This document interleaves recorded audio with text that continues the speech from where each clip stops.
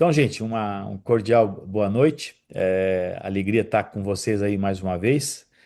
Para aqueles que estão pela primeira vez, sou Vilmar Cidral, sou o fundador e diretor aqui da Sustentar Escola de Negócios, né?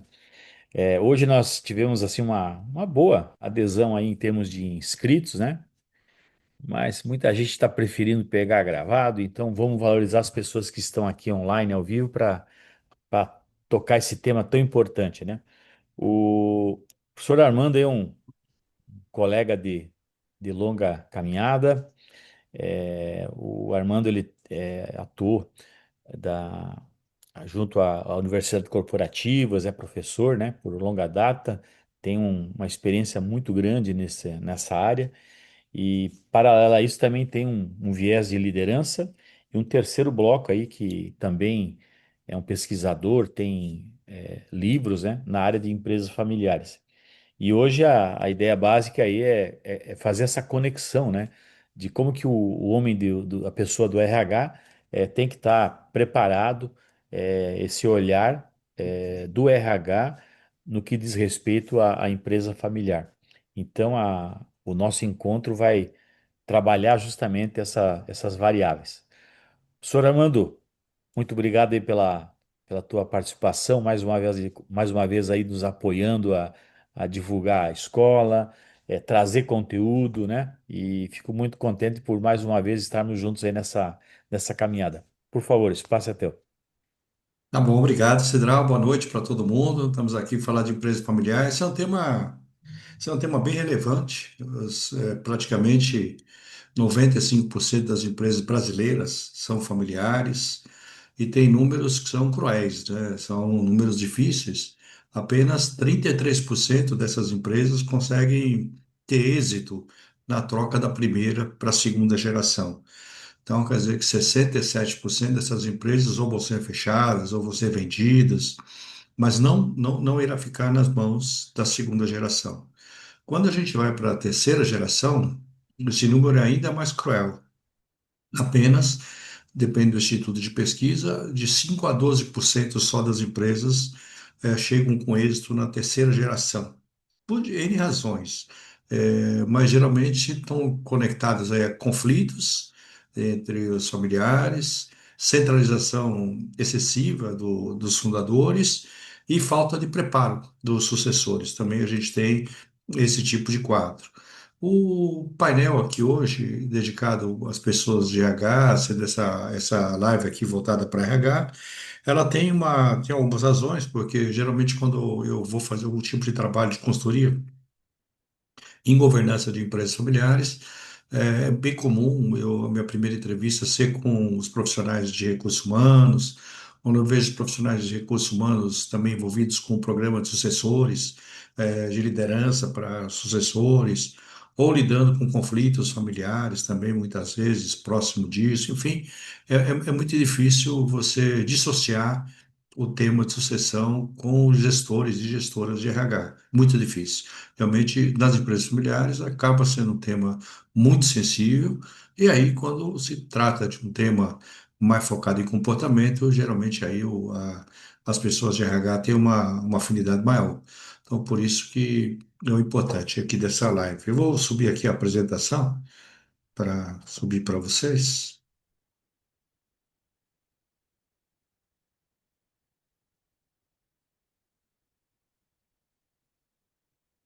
Então, na verdade, a sucessão, ela tem esse número, como eu falei para você, de 33%, só 33% tem êxito da primeira para a segunda geração. Esse número, ele pode se transformar em 68% de êxito. Então você fala, puxa vida, né? Então é possível a gente ter êxito em 68% de casos? É possível, mas quando você olha esse número atentamente, você fala assim, puxa vida, né? Então 68 é o dobro dos 33, que é a tradição do mercado. Mas quando a gente olha o número 33, realmente dobra a tua capacidade de êxito. Mas quando você enxerga o 100%, você vai verificar que 32% dos casos não terão solução. Pode ser questões de mercado, questão de business, pode ser de todos os termos, mas em geral está conectada a comportamento. Em geral está ligada a conflitos, a falta de capacidade muitas vezes dos sucessores, ou o excesso de centralização por parte dos fundadores. Então, o número ele é um reflexo disso. Quando você está na primeira para a segunda geração, a gente nota um quadro bem significativo que os filhos, eles não são educados para serem sócios, eles são educados para serem irmãos. E irmão é bem diferente de sócio. Quer dizer, na realidade, quando você senta à mesa de um conselho para tomar, enfim, uma decisão com seu sócio ou com seus sócios, muitas vezes aflora aquelas mágoas da infância, as mágoas da juventude, afloram nesse tipo de situação, e aí, porventura, a situação, o caos está permanente ou diria pelo menos presente nas empresas familiares. Então, o conflito, ele normalmente ele é causado entre os fundadores, entre os pais e filhos, ou entre irmãos. Irmãos, como eu falei, a procura pelo amor, pelo espaço, pelo amor dos pais, é talvez uma das causas mais sensíveis. Realmente, a gente, quem está aqui na live, se eu fizesse a seguinte pergunta, quer dizer, quem você acha que seu pai e sua mãe gosta mais, de você ou do seu irmão? Muita gente responde, é do meu irmão. Mas na realidade não é. Os pais gostam dos filhos da mesma forma, mas tem mais afinidade, muitas vezes, por um filho ou por outro. Ou então o filho precisa de mais atenção por uma fragilidade emocional, por exemplo. Então, se por um lado você deveria até ficar contente, né, porque você não precisa dessa total atenção, mas não é isso que passa na cabeça das pessoas. O que passa a percepção que fica é que realmente gosta mais de um do que de outro, e isso vive com esse pensamento 5, 10, 15, 20, 30 anos, e quando chega na fase adulta, que assume a empresa dos pais, muitas mágoas que realmente são da infância acabam aflorando e dificultando o processo. Então, por mais governança que você tenha, ela é recheada por conflitos familiares.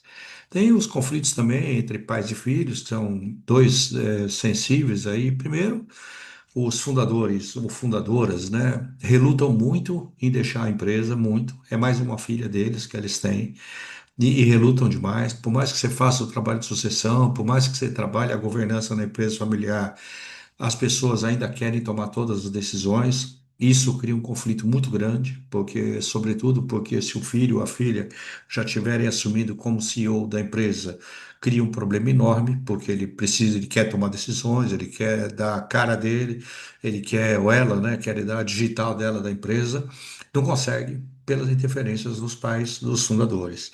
Esse é um tipo de conflito entre pais e filhos. O outro, em geral, está ligado à divergência de gestão. Muitas vezes uma centralização maior por parte dos fundadores, uma tradição maior, por parte dos filhos, uma gestão mais compartilhada, mais inovadora, e você tem esse choque. O simples fato de você ter visões diferentes, ele não é ruim, até porque eu convos depois dele. O problema é quando esse conflito ultrapassa o limite do respeito. Aí sim o problema ele é muito grande. A questão da sucessão, a gente tem aí três assuntos básicos na sucessão, que é, como eu falei para vocês, que dificultam muito o processo, que são os conflitos, a preparação inadequada dos herdeiros e também a centralização dos fundadores. É normal, e eu entendo bem quando esse processo inicia e os fundadores têm suas dificuldades, as fundadoras têm as dificuldades para fazer a descentralização, e é normal, né? Porque a empresa muitas vezes ela pode ser até grande, mas ela começou pequenininha, então era só ele, uma pessoa muitas vezes, uma pessoa de confiança. Então, na verdade, aquela empresa foi crescendo e sem compartilhamento de decisões, decisões eram tomadas na cabeça dessa pessoa, faziam como se fosse um conselho no cérebro, tomava todas as decisões, e a empresa foi crescendo. E a cada ano de sucesso é um reforço que a pessoa está fazendo correto. Então é muito difícil quando chegam os sucessores mudarem alguma coisa, porque na realidade a pessoa tem um reforço de sucesso violento. E cada ano passado que se passou, cada ano que a empresa cresceu, cada ano que a empresa foi saudável, é mais um reforço de sucesso que existe nesse mercado. E por fim, você tem aí o tema da profissionalização, que é um tema também bem delicado nas organizações, e a profissionalização em dois níveis: a profissionalização da gestão, onde você, na realidade, envolve claramente é, que as pessoas da família possam trabalhar na empresa, não há problema nenhuma, desde que sejam qualificadas. E que tenha uma separação clara entre processos gerenciais, subjetivos, não, processos gerenciais objetivos que apareçam nas organizações. Porque muitas vezes a profissionalização da gestão não é feita justamente para ficar essa confusão, e quem tem uma empresa muito mais centralizadora, nessa confusão acaba se sobressaindo melhor, sob o ponto de vista decisório. Mas não quer dizer que para a empresa é bom, até porque quando você tem um quadro muito centralizador, você não desenvolve os sucessores, porque as pessoas, elas não se desenvolvem só numa escola, você se desenvolve sobretudo no dia a dia da empresa, na lida com o que a gente tem dos problemas, dos desafios que a gente tem diários. Então, isso faz com que muitas vezes a profissionalização seja uma ferramenta valiosíssima para que você tenha sucesso na gestão e na empresa. E, por fim, a profissionalização da sociedade também, que é o que a gente chama de gestão, chama de governança hoje. Ou seja, a gente ter sócios profissionais que tenham relacionamentos profissionais e que não deixem, na realidade, a interferência da família entrar nesse processo. Porque quando há uma confusão entre família e família, negócio à parte, isso é importante que a gente tenha em mente isso, quer dizer, a família tem que ser saudável, quanto mais saudável ela for, mais harmoniosa ela for, muito melhor para os negócios, não há dúvida nenhuma. Quanto mais integrada for essa família, melhor para o negócio. Inclusive, um dado que eu acho importante eu comentar, que dessas 33% de empresas que têm êxito, em geral, elas têm uma família integrada, uma família que as pessoas têm uma comunicação fluida, que os valores são homogêneos, as pessoas têm uma preocupação umas com as outras, e, por fim, tem alguém sempre preocupado com a harmonização de conflitos nesse tipo de família. Então, esses três pilares, tanto os conflitos, como a sucessão, como a profissionalização, andam juntos. E esses são os desafios que a gente tem aí no decorrer, do processo. Essa é uma pesquisa que eu fiz, talvez a maior pesquisa no Brasil em relação ao número de entrevistados, foram com 900 pessoas. Eu entrevistei 900 pessoas, com um grupo de pessoas me ajudando a fazer a pesquisa. Eu separei as empresas que tiveram esse resultado em dois grupos. Um grupo favorável, que a sucessão teve êxito, foram usados indicadores financeiros para medir isso, e resultados desfavoráveis também com indicadores financeiros que não foram bons.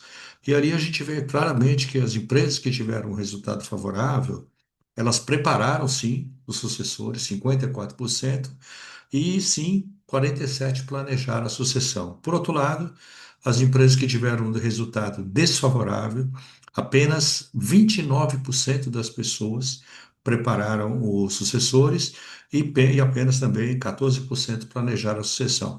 Quando a gente olha, na realidade, sobretudo quando a gente olha para o lado esquerdo e a gente vê o resultado favorável, você nota que metade planejou, metade preparou, a outra metade não fez nada e deu certo do mesmo jeito.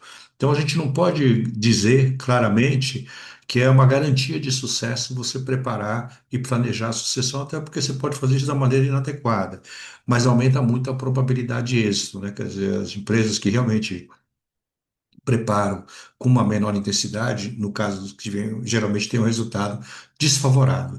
Esse é um grande problema que a gente tem nas organizações. Então, essa é uma pesquisa aí com 900 pessoas, não foi nem questionário, foi entrevistas, roteiros de entrevista, entrevistando cada uma dessas pessoas, entrevistando fundadores, sucessores, em alguns casos também, colaboradores participaram desse processo de entrevista, para a gente ter uma noção clara, de qual é o impacto que a gente tem no processo sucessório. Então, o que a gente pode dizer que preparar o sucessor é uma ferramenta saudável, planejar a sucessão é outra ferramenta valiosa, mas não é uma garantia de sucesso. Mas sim indica uma probabilidade de êxito muito grande. Daí, aquele número que eu mostrei para vocês, que 68% das empresas têm êxito na sucessão, quando aplicam algumas ferramentas que eu vou explicar já já em alguns instantes para vocês. São ferramentas que eu criei um modelo, mostrando exatamente como é que funciona isso. Essas ferramentas são frutos da minha vivência acadêmica, também da minha vida profissional como consultor na área de empresas familiares, mas sobretudo no pós-doutorado que eu realizei na USP agora em 2024, eu finalizei em 2024, comparando empresas brasileiras e portuguesas para comparar o que essas empresas de sucesso no Brasil e Portugal fizeram para que elas tivessem êxito na sucessão. Aí é um quadro bem interessante de vocês verem também. Então, eu acho que sempre tem essa pergunta, né? Quer dizer, você acha que a gente deve profissionalizar a gestão ou a sociedade? O que que vem primeiro? Na realidade, não tem uma explicação muito clara se a gente deve primeiro profissionalizar a gestão ou a sociedade, até porque o que a gente percebe nos estudos de governança e na prática também é que quanto mais profissional for a sua gestão, mais consolidada você, mais madura você tem a governança. Uma gestão com pouca maturidade acaba afetando muito a governança, porque na realidade há uma invasão de espaços entre o estratégico e o operacional enorme, ainda há uma centralização grande, os conselhos muitas vezes não são estruturados. Então, se você não tem uma gestão profissional, você acaba tendo dificuldade em profissionalizar a sociedade. Agora, é bem verdade que só profissionalizar a gestão, e quando eu digo profissionalizar a gestão, é você ter processos claros, gerenciais, objetivos e pessoas qualificadas da família ou não, mas isso, muitas vezes, as pessoas recorrem a consultorias, pensando que só profissionalizando a gestão você resolve o problema. E não é verdade. Porque se você tem um conselho com três, quatro sócios ali, que não sejam profissionais e não saibam administrar a gestão da melhor maneira possível, não consigo discutir, não consigo monitorar os resultados, não conseguem dar as principais diretrizes para a empresa, a gestão não funciona. Então, na verdade, você implementa algumas coisas na gestão, elas começam a funcionar bem e com o tempo a própria falta de profissionalismo no conselho, ligado aqui à sociedade, acaba afetando a gestão. Então, essa pergunta é dúbia quando a gente fala em profissionalizar a gestão à sociedade, porque realmente a gente tem essa grande dúvida. Agora, quando a gente fala em profissionalizar a sociedade, a gente está falando na criação de um conselho familiar, um conselho de administração, um conselho societário, um conselho de administração que melhore essas relações e que realmente a gente invada menos a gestão das organizações.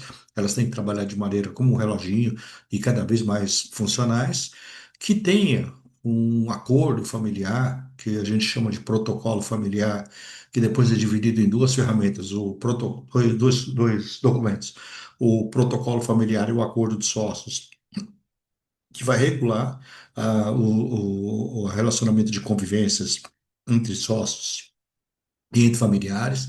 Então, num ponto desse, você pode discutir, por exemplo, se a família entra ou não entra na gestão. Então, entrar na sociedade entra por uma questão de herança, mas a discussão é se entra na gestão. Pode não entrar ou pode entrar segundo alguns critérios.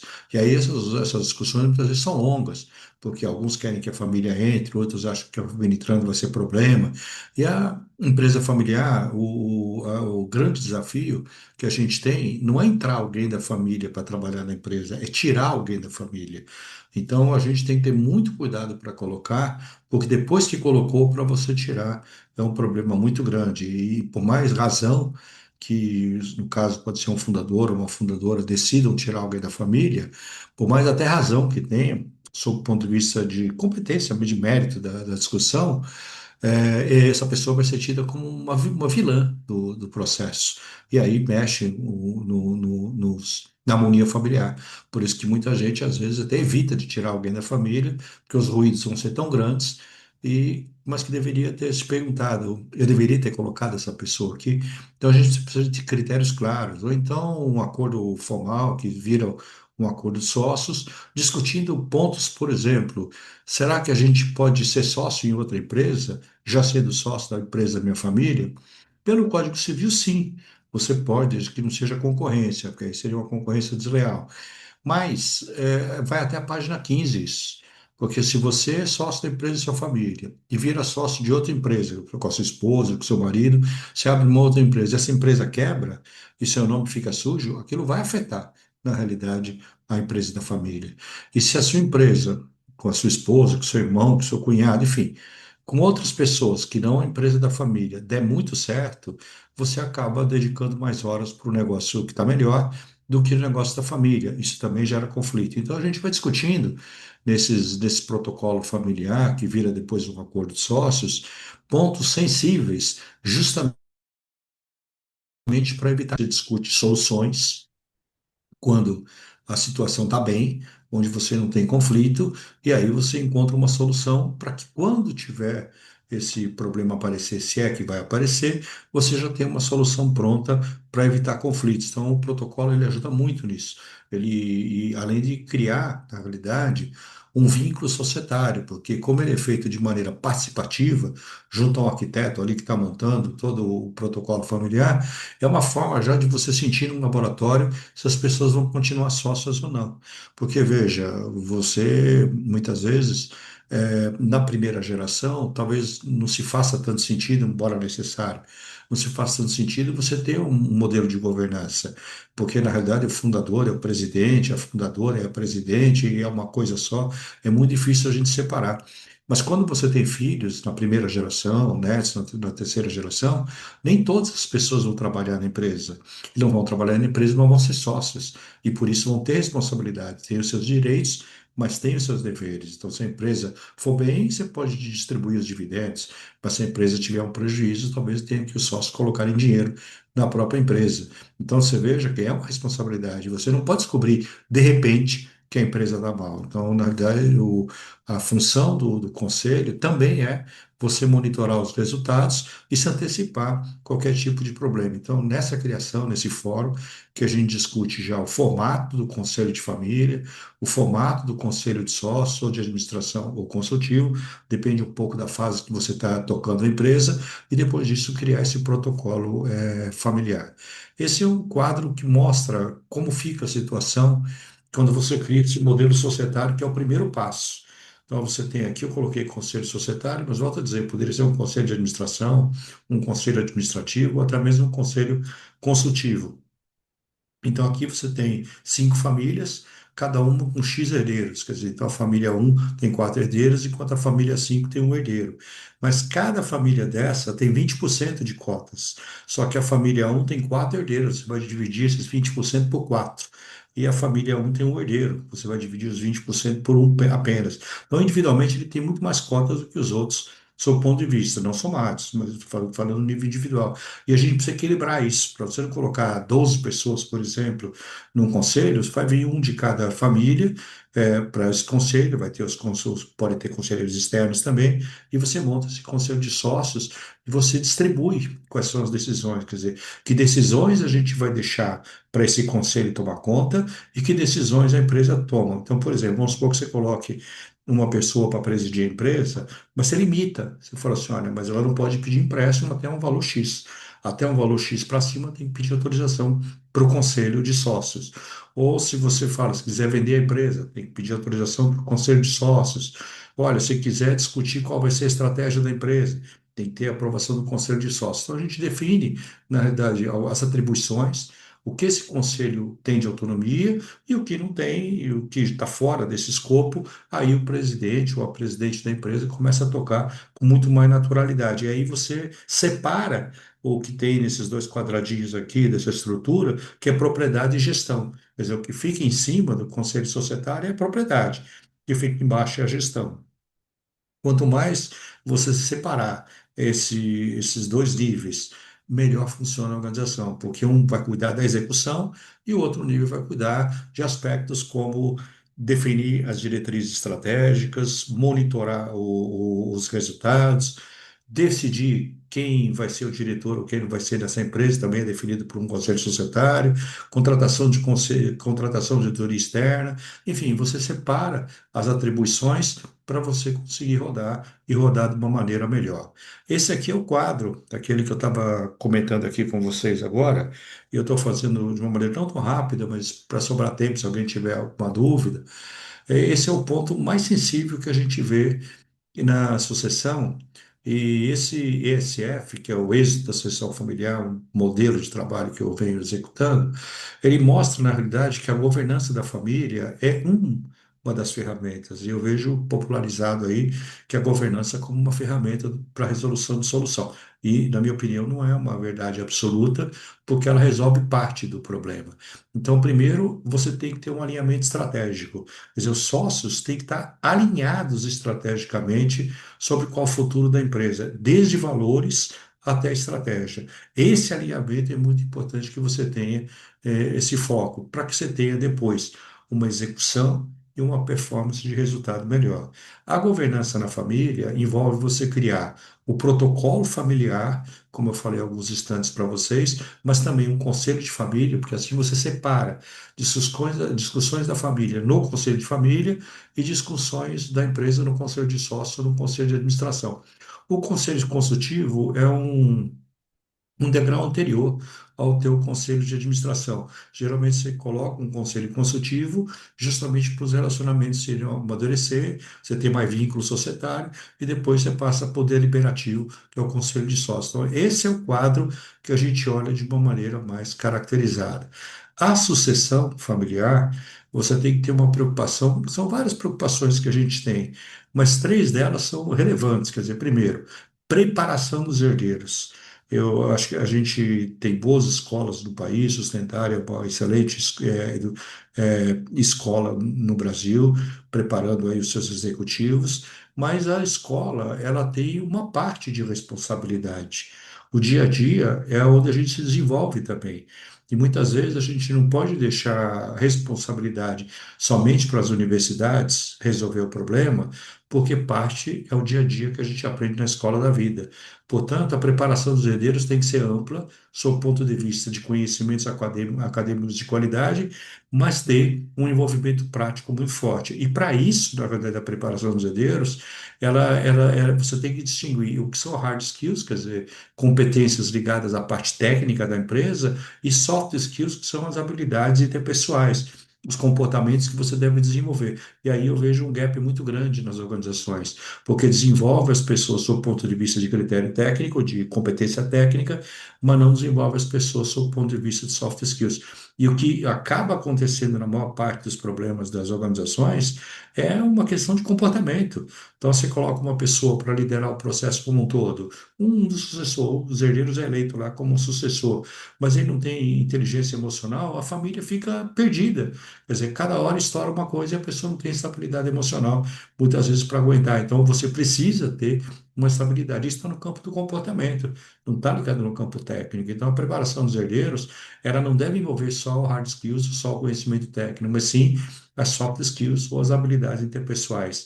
O planejamento patrimonial deve ser feito, sob o ponto de vista jurídico, e aqui a gente vem discutindo muito o tema de holding, que é bem indicado, mas a holding também. Acho que primeiro a gente entender que a holding não blinda patrimônio, como muita gente fala, não é uma verdade absoluta essa. Você tem formas de chegar no patrimônio da mesma maneira. Você pode articular melhor, mas blindar 100% não blinda. Mas ela organiza melhor a estrutura, além de ganhos tributários que você tem, ganhos de operação no inventário. Mas você administra todas as pessoas. Facilita muito o inventário quando você está no processo de holding, mas ele também é uma camisa de força, porque as pessoas são sócias dessa holding e toda a sociedade tem os seus desafios. A sociedade, enfim, é uma das partes mais importantes, por isso que eu sempre relato, e eu fiz aquela pergunta, o que vem primeiro, a sociedade ou a gestão?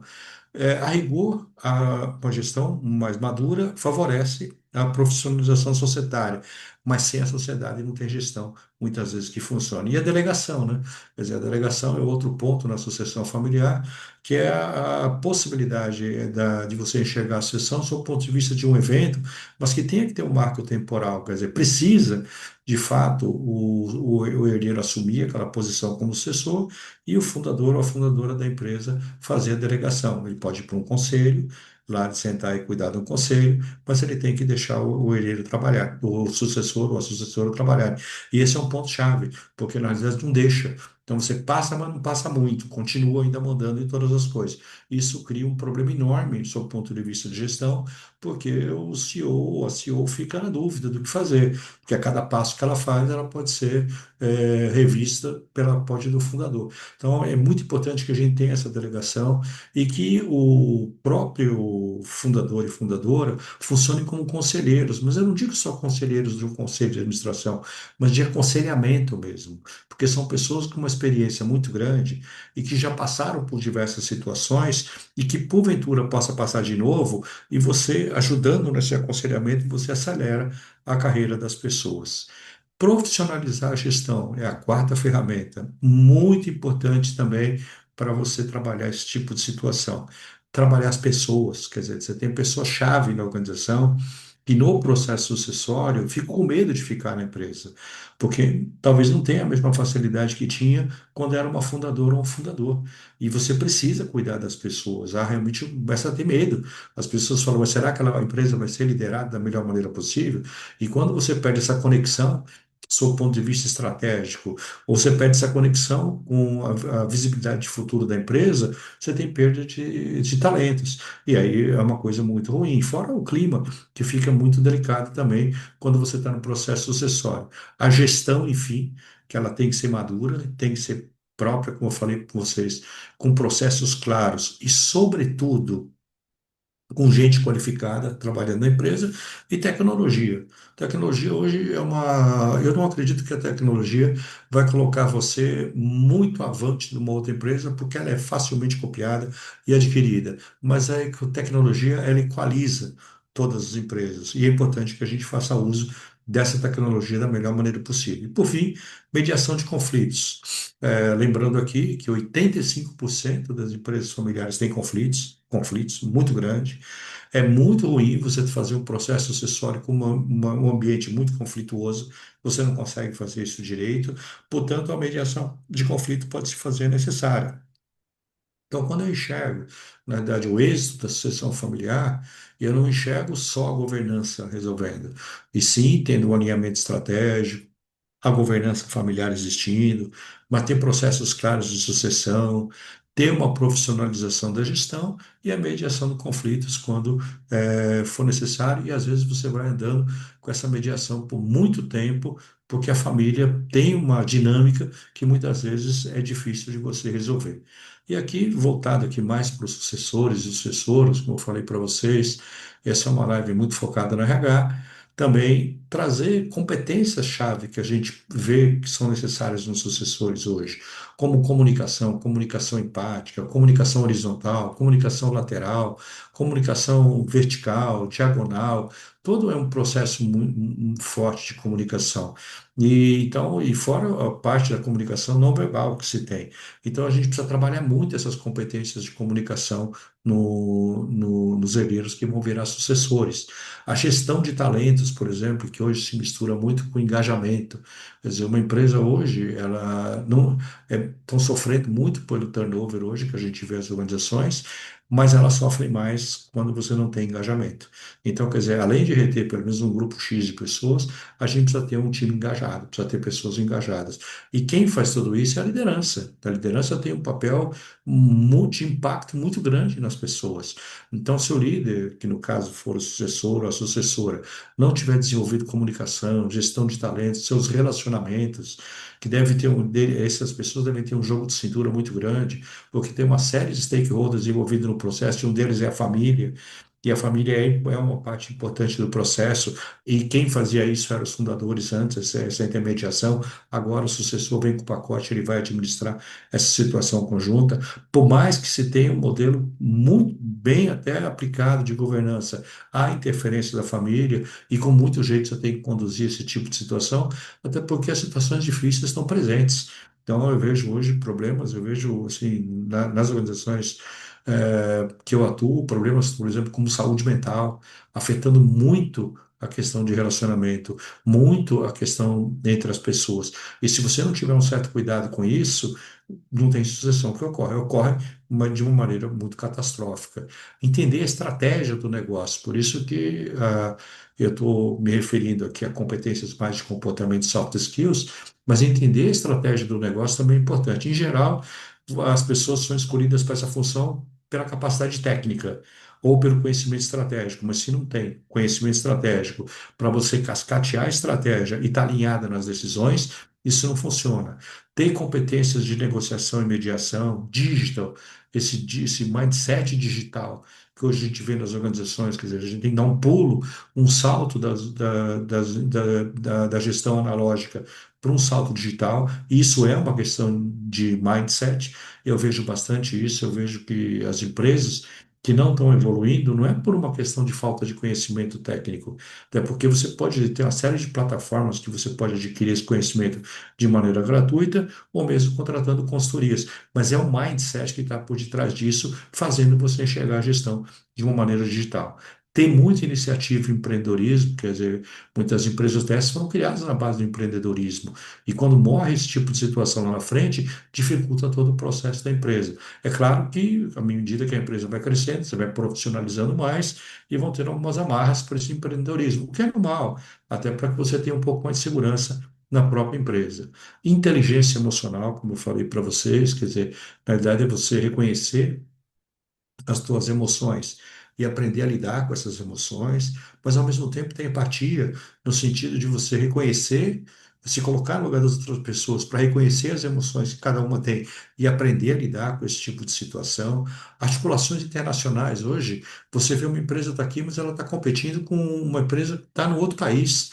Ou então está competindo com empresas que trazem produtos da China. Quer dizer, a gente precisa ter essas articulações internacionais para que você veja o mundo de maneira global, quer dizer, com globalização e articulação.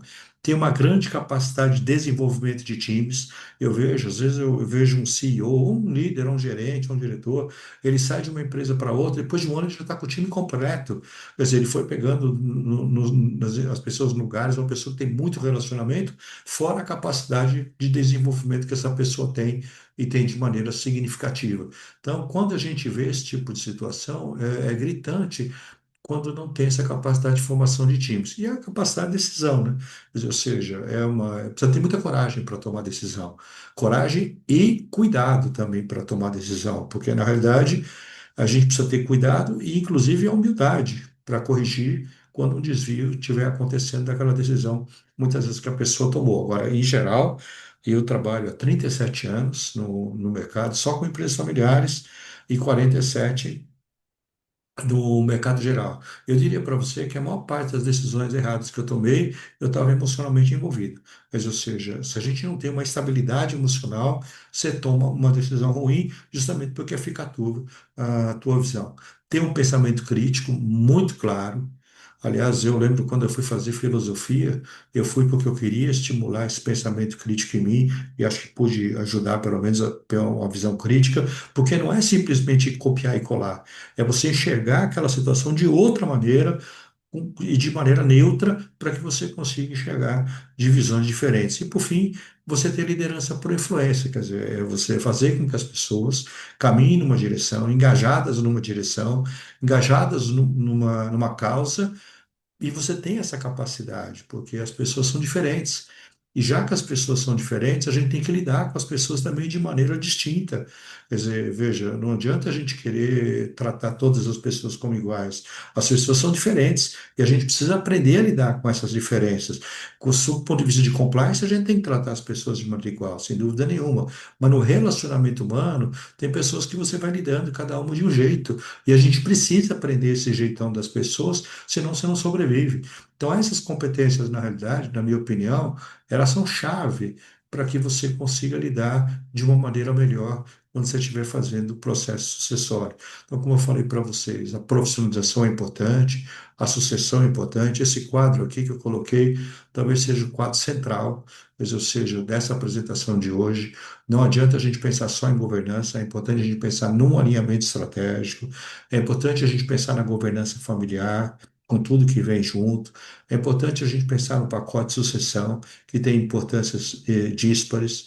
É importante a gente profissionalizar a gestão e é importante a gente mediar conflitos. Esse é o modelo que eu vejo que mais satisfaz e que faz com que as empresas transitem dos 33% para aqueles 68% de êxito nas empresas familiares. Então, o que eu tinha hoje para comentar com vocês era isso. Queria deixar um pouco aberto para perguntas. Esses são meus contatos, aí vocês podem procurar à vontade, estou sempre disponível aí para tirar dúvida. Eu tenho um canal no YouTube, canal da Alma Dolores. Lá tenho muitos vídeos sobre empresa familiar. No meu Instagram também eu posto muita coisa de liderança, empresa familiar. Esse é meu WhatsApp, o LinkedIn. Enfim, todas as mídias eu acabo postando temas como liderança e sucessão de empresas familiares. E agora, estou pronto aí se tiver alguém com uma pergunta, uma dúvida. estou pronto para responder. Obrigado, viu? Obrigado, Cidral. Opa, oi, Janete. Oi, boa Tudo bem? tarde, Boa tarde. tudo bom? Tudo Então, bem. algumas questões assim sobre o que tu conversaste, né? Eu venho de uma empresa familiar, a empresa meu pai fundou, eu trabalhei nela até 2024 e 24 e saí, agora estou me estruturando para ser mentora de sucessores, né? Mais Legal. na parte de comportamental. E aí, uma coisa assim que, enquanto eu estava na empresa, que me chamava muita atenção, e agora tu colocaste, né? Sociedade ou gestão. Não seria primeiro trabalhar antes da sociedade, antes da gestão, trabalhar as relações, É, porque elas são a base, a estrutura, o fundamento para que, trabalhando a sociedade e a gestão, se essas relações estão é, fortes, né, tu consegue gerir a sociedade e também trabalhar a gestão.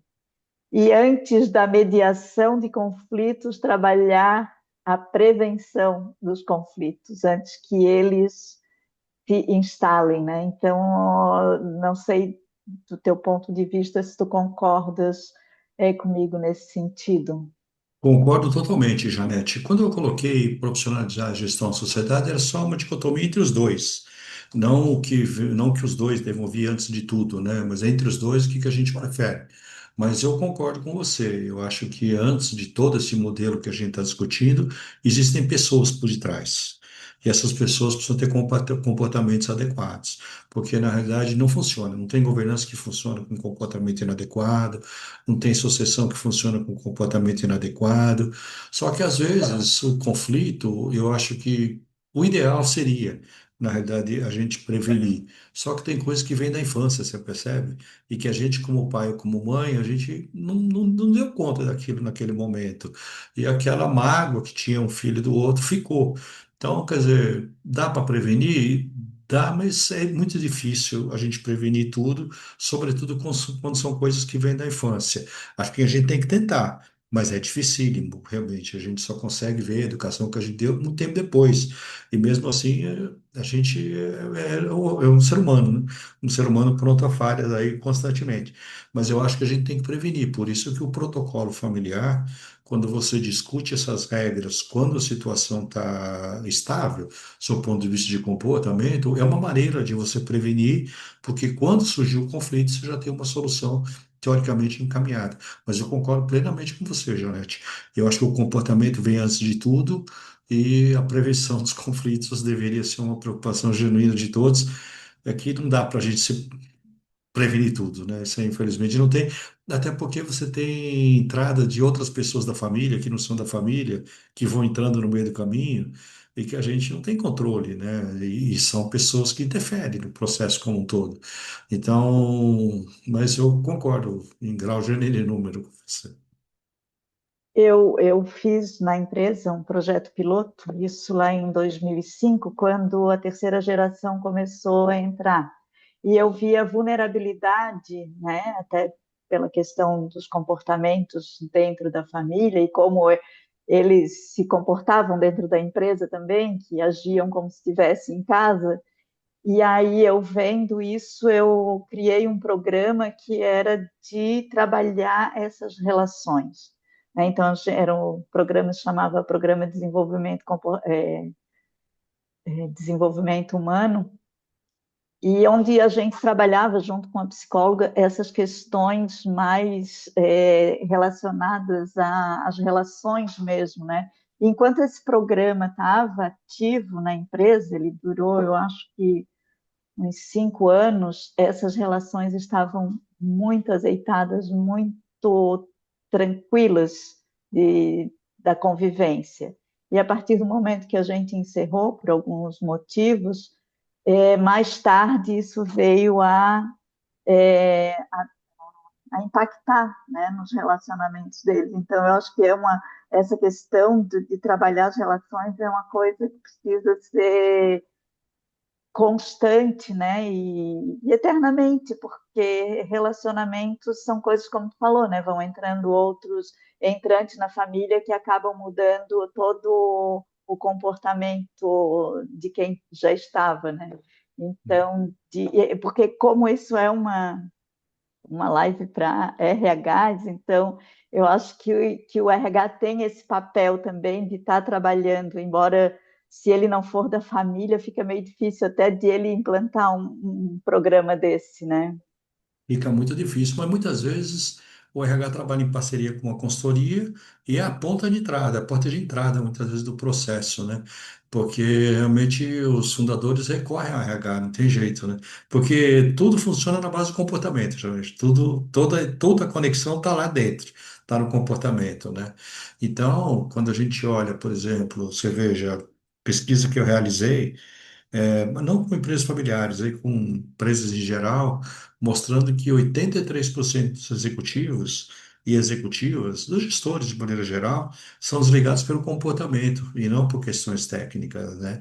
Só 17 são ligados por questões técnicas. Então, o comportamento é a base de tudo, na minha opinião. E às vezes eu vejo uma grande falha da sucessão não está nem no preparo técnico dos sucessores e sucessoras, mas está nessa falta de saber articular com a família como um todo, ou não ter um comportamento adequado. Então, o seu papel aí como mentor nisso é fundamental, na minha opinião. Obrigada aí. Com esse tempo, acho que está no mudo.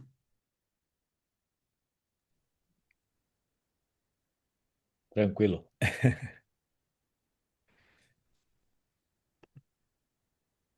Ah, o Stamp, né? Stamp, você tem que abrir o microfone. Deixa eu tentar abrir aqui, peraí.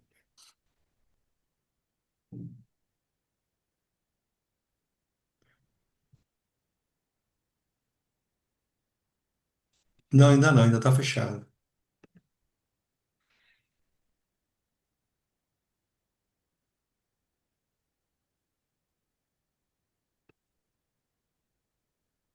Daqui eu não estou conseguindo abrir o microfone dele.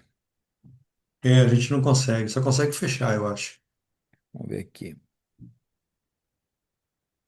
E agora? Agora foi, Steph. Ah, agora apareceu aí. Você vê que a gente vive uma sociedade analógica, né?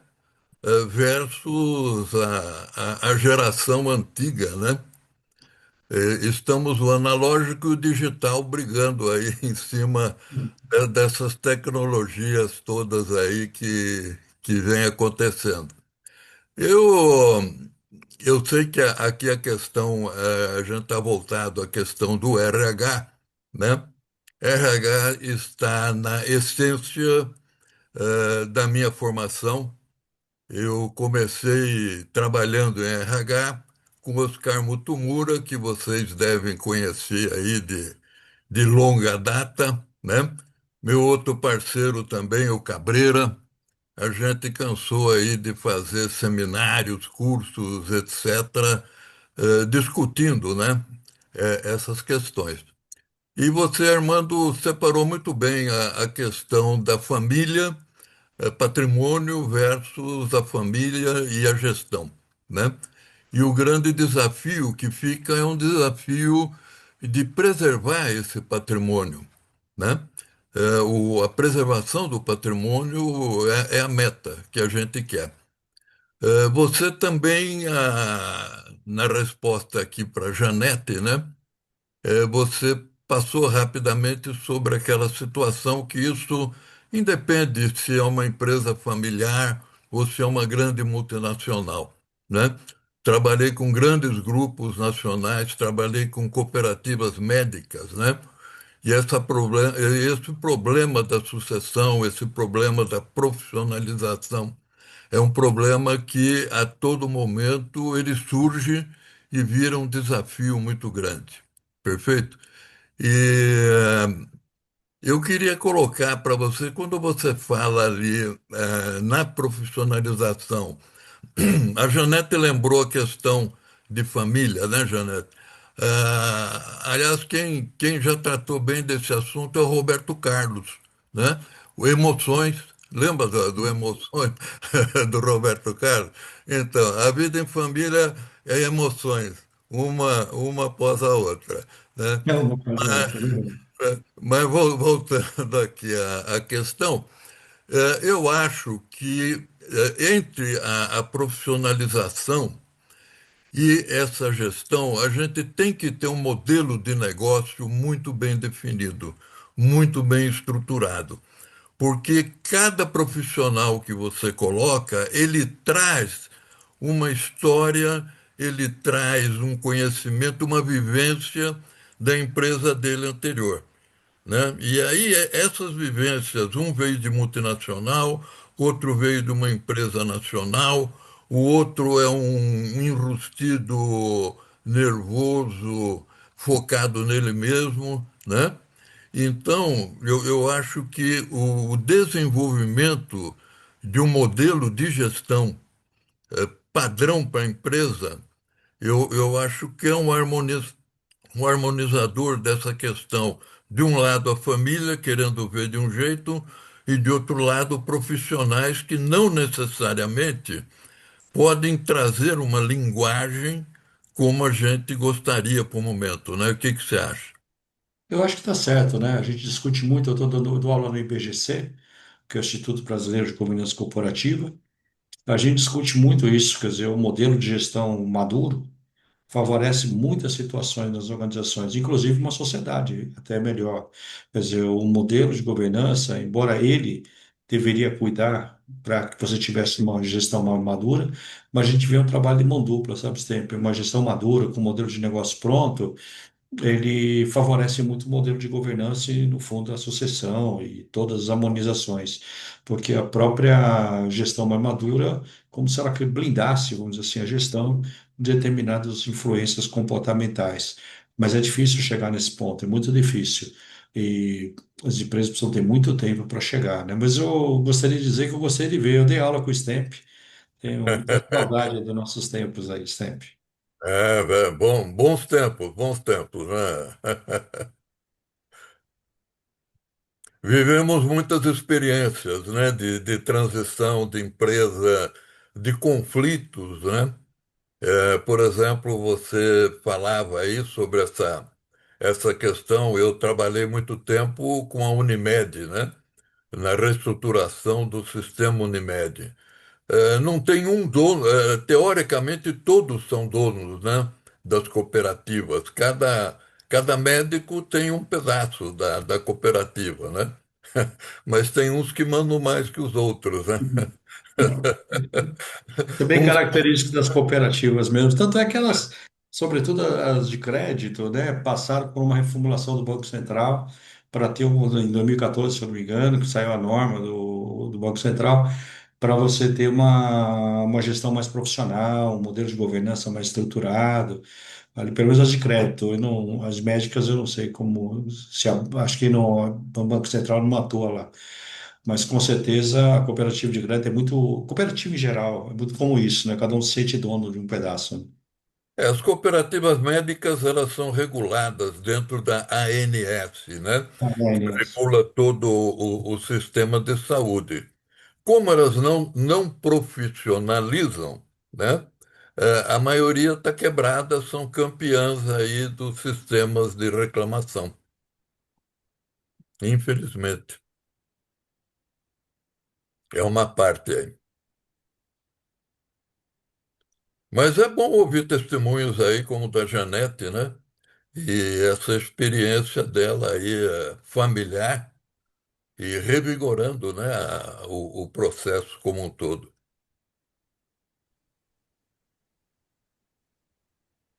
O Vilmar também não tem umas ideias aí para colocar aí para nós, né? Grato, professor Stemp. Hoje eu estou aqui na condição de viabilizar o encontro, né? É, Realmente o tema empresa familiar, ele é bem sensível, né? E eu acho que, como o professor Armando colocou, né? conseguir esse equilíbrio, né, entre negócio e conselho e fazer com que, de fato, o almoço de domingo, né, não interfira lá na segunda-feira. Isso é algo bastante complexo, né? Mas eu vejo que sim, há como é, traçar um bom plano, uma boa governança e fazer esse contorno, porque é muito sensível, muitas variáveis, né, colocados na mesa, né? Mas não é fácil, mas não é impossível, né? Não, Exatamente. aquilo não. Você veja, nós temos casos clássicos aí de sucessão, como o do Grupo Pão de Açúcar, né? Que teve uma série de brigas entre irmãos, etc., né? Porém, todo domingo, né? Todo domingo a mãe reunia todo mundo em casa para comer macarronada e ai daquele do neto ou do filho que não aparecesse com a nora lá para comer, né? Junto da avó o macarrão dominical. Então ela tinha um lugar com muitos, aquelas mesas compridas, né, com 20, 30 cadeiras e tinha que todo mundo aparecer lá, beijar a mão da avó. Segunda-feira, briga à vontade, né? Mas no domingo, todo mundo sentado ali. Legal. Muito bem, senhoras e senhores, chegando aqui próximo ao nosso término é, do nosso espaço, né? Só queria estar fazendo aqui menção a alguns materiais aí que eu gostaria de estar compartilhando com vocês, né? Muito mais é para no sentido que vocês saibam, né? Desses programas, né? No nosso site está todos esses programas, né? São cursos que já estão abertos, né? Inclusive com o próprio primeiro módulo, o MBA Liderança e Power Skill, Master Project também vai estar iniciando nessa metade de março. É, agora, dia 2 de março, o professor Vilton, né, inicia o MBA Inteligência de Mercado e Vendas. O Gestão Estratégica de Pessoas, a Tati Fukamati, né, com um tema aí muito sensível, né? Acho que até o próprio Armando colocou muito bem essa questão da comunicação, né? E aqui dentro desse escopo, a comunicação é não violenta, aliado à agilidade emocional. A Business Park também é outra turma, outro curso que foi viabilizado. Teremos o Rogério Leme aí abrindo o curso com competências do BP, remuneração estratégica, até inclusive o módulo aqui dimensionamento do quadro de pessoal. É muito difícil ter essa disciplina nesse curso e o próprio Rogério vai também estar conduzindo. E aqui as formações, né, ou seja, cursos de uma carga horária intermediária, inteligência artificial para recursos humanos, dia 25. Temos aí a Sustentária nasceu, né, dos programas presenciais. E aqui a minha força, o meu intuito de estar retomando, né? Hoje todos os nossos cursos estão online. Então, dia 16 de março, o primeiro módulo do Liderança de Si para dois programas, o MBA Impacto e a formação Viver com Sentido, tá? Então, a gente está com muito energia, fé que esse programa decole. Ele é muito bacana, muito conectado com carreira, propósito, e impacto. Esse material eu apresentei na aula master, né? Fiz questão de também trazer aí o webinar de hoje. E para vocês também que estão aí conosco, o Festival RH Ágil na semana que vem, dia 4 de março, online, na parte da manhã, e dia 5 de março, na parte da tarde, aqui em Joinville, vai ser presencial. Então é a sexta edição. E para essa edição a gente está conectando RH de negócios, né? Com conteúdos estratégicos para justamente provocar e poder aplicar no dia a dia. Na semana que vem também mais um webinar no dia 3 de março, primeira liderança com o Costabile Matarazzo. Todos esses programas aqui, os eventos, eles são gratuitos, né? E serão online. Muito bem, isso aqui era só um materialzinho que eu queria estar enfatizando para vocês. E dessa forma, gostaria de estar agradecendo a participação de todos, e especialmente ao professor Armando Lourenço, que abriu espaço aí na sua agenda para estar conosco, né? E fica aqui o meu agradecimento ao professor e todos os presentes, tá bom? Eu que agradeço. No mais aí, desejo um bom restinho de semana e um abençoado final de semana, tá bom? Forte Obrigado, abraço. doutor. Um abraço. Tchau, tchau.